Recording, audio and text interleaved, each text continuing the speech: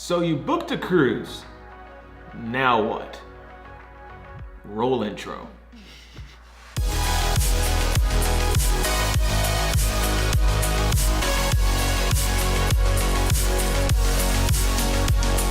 Now, we recently just booked our cruise on the Freedom of the Seas, and it's coming up quickly, so we figured we'd make a video teaching you guys and informing you guys what you should do next to really maximize the potential of your coming vacation. It's a lot to say. Yeah. So the very first thing that you'll want to do is research the ports and the shore excursions. I would assume that you've done this already before actually booking, but if you haven't, go ahead and do that right now. Now, the next thing you're going to want to do is create a packing list. I know it sounds tedious, but you need to do it based on the excursions you're going to take, the dinners you're going to go to, the places you're going to be. Think about it. Plan around that. The next thing you'll want to do is to check your passports and make sure they are current and won't expire for at least 6 months after your cruise. Now, you can cruise with just your original birth certificate and your driver's license, but we find it a little easier to just pack your passports. Now, to stay ahead of the game, another thing we like to do early is actually checking in online.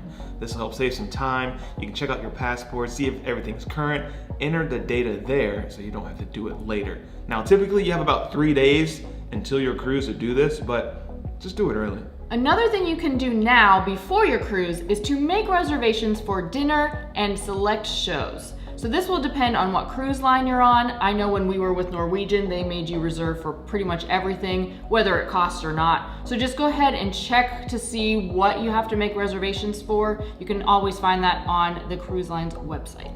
Now, if you got a smartphone, you can really have some stuff that's gonna come in handy. Try checking out the Cruise Lines app, and there's a Shipmate app. Now, the Shipmate app is gonna help you before your cruise, but the Cruise Lines app, Norwegian's app, or Carnival's app, that's gonna help you with some of the activities on board, maybe a map around the deck, stuff like that, things to do, dinner times. These things really come in handy. And also, some of the apps allow you to correspond with others with messages and stuff like that if you decide to opt out of like a Wi-Fi plan or a message plan or something like that from the States or something, wherever you're at. And to elaborate more on that point, Royal Caribbean is currently working on an app for all of the ships, but I believe right now it's only for certain class ships. So I went to go download their app. It's not available on the Freedom of the Seas, unfortunately, so we will just have to do it the old school way and walk around the ship and use our little cruise planner that they put in our room. So just so you know, if you're cruising Royal Caribbean and you can't find your ship, that's probably why.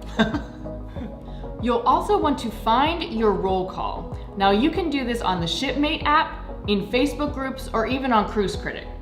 So what a roll call is, it's essentially everybody that has checked into that specific sailing. So you can meet new people, you can make meetups, you can share photos, get advice on certain things. It's actually a great way to keep the excitement going. Yeah, also a great way to meet some new people and make some new friends. Yeah. So. Another thing to keep in mind is actually booking extras for your room. Now, some of you guys may not know, but if you call the cruise line ahead of time and there's a special occasion, a birthday, anniversary, a bar mitzvah, you can actually have the room decorated in advance so that person in honor that shows up to their room, it'll be nice and decorated. You can get a cake in there, you get bottles of wine, you can have mixers and stuff ready to be in the room so you guys can have, send off drinks together.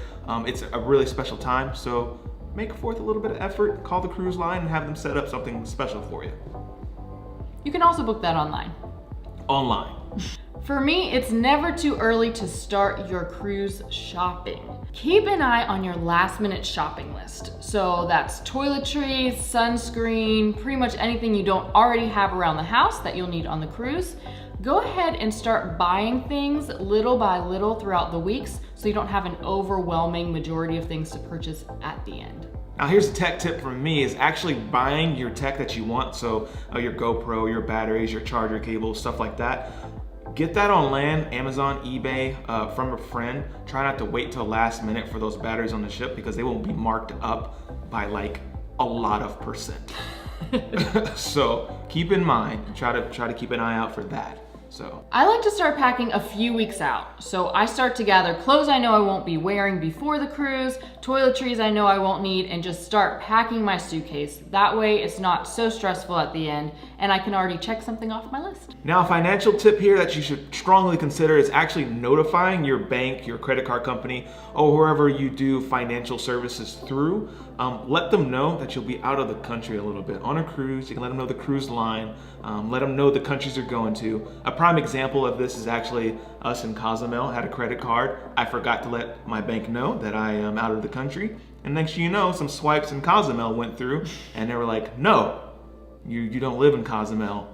So we're not allowing that. So great bank, but at that time, it just wasn't great for me. So keep that in mind, because if they shut down a credit card and your credit card is linked with the cruise ship, now you won't be able to use some of your swipes on the ship. So kind of compounds the error there. So please keep that in mind. And our last tip is to book all of your personal appointments and to schedule them before your cruise. So that's your hair appointments, your mani-pedi appointments, your facials, anything anything that you may want to get done before the cruise, go ahead and do that now. You can have it done on the cruise, but you're definitely going to pay a premium for that. So save some money, get it done beforehand, look fabulous. That's right, fellas. Look fabulous. So the big question is, if you're watching this video, is it your first cruise? And if you have any questions, feel free to let us know in the comment box below. Now, if this isn't your first cruise and you're watching, what's some stuff that you wish you would have known before your first cruise, before taking off? And lastly, we have a Facebook group. It's totally free. It's Griff and Alyssa Paradise Crew. Come check us out. You can ask questions, get to know first things are happening with us, and just, you know, have a good time. So let's end this video. Alyssa? Yeah. So as always, thanks for watching. If you like this video, please give it a thumbs up. And if you dig the vibes, please subscribe. And if you care, please share. We'll see you in paradise. Peace.